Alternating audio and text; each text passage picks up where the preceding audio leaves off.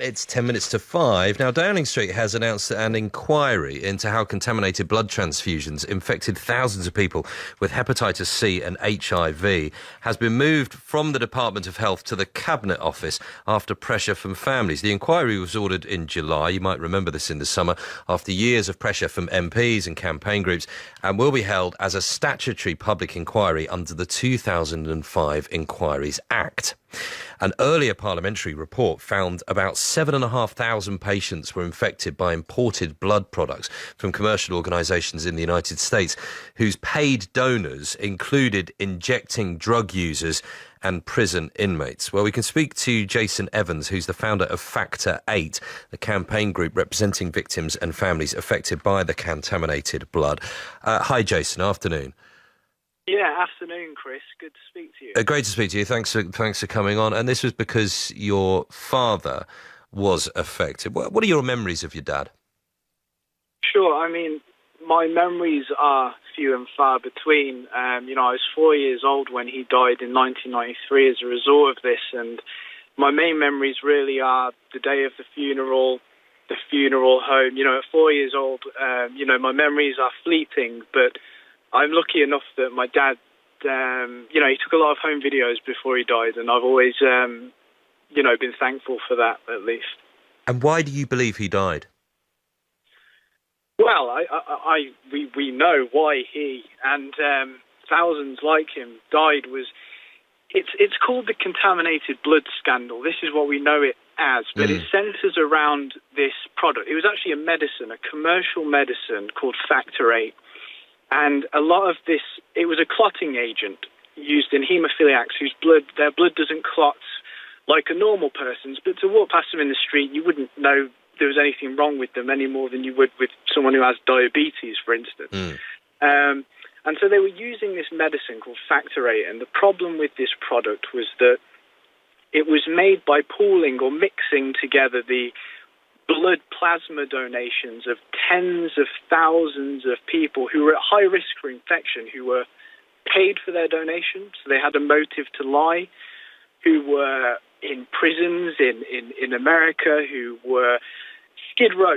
These commercial pharmaceutical companies would set up these plasma collection centres in the places where they could pay people the lowest possible amount of money. It was much different to the voluntary blood NHS service that we have in this country. Much, much different. And at the time, did he know what he was taking? And did he ever voice any concerns about it?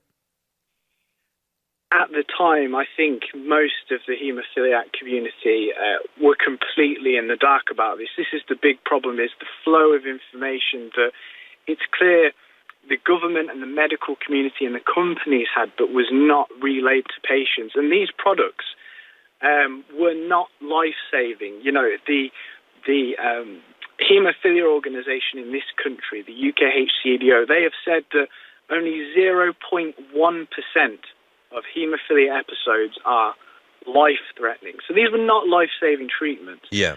And my father did raise concerns, and it was actually featured in a BBC episode of Panorama back in July of this year. And Panorama documented this, how my father had raised concerns about the product and was actually told there's nothing to worry about, don't worry about it, it's fine.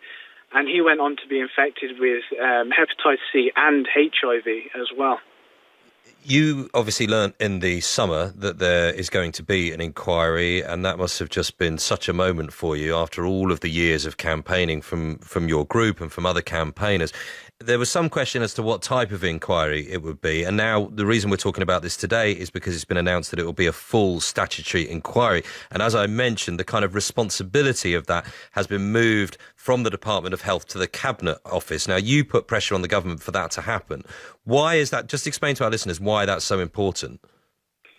Well, I think it was a really untenable position the government were in, where what's called the sponsoring department to this inquiry, which is basically the department of government that chooses who will chair the inquiry and also sets the terms of reference. So basically what the inquiry will look at and what areas it should examine.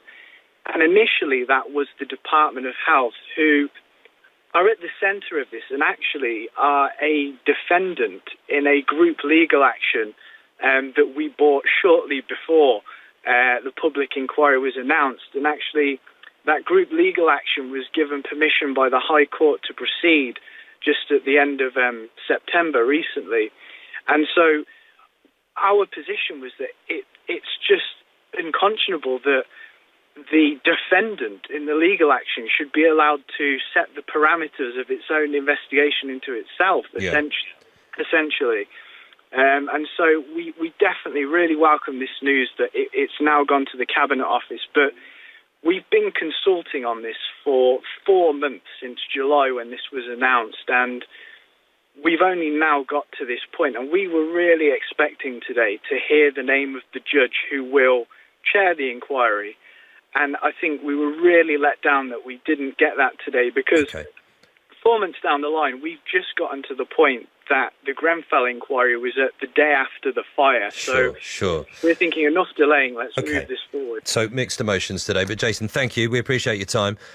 Jason Evans, who's the founder of Factor 8, that's the campaign group representing victims and families affected by that terrible incident, by the contaminated blood. It is 4 minutes to 5.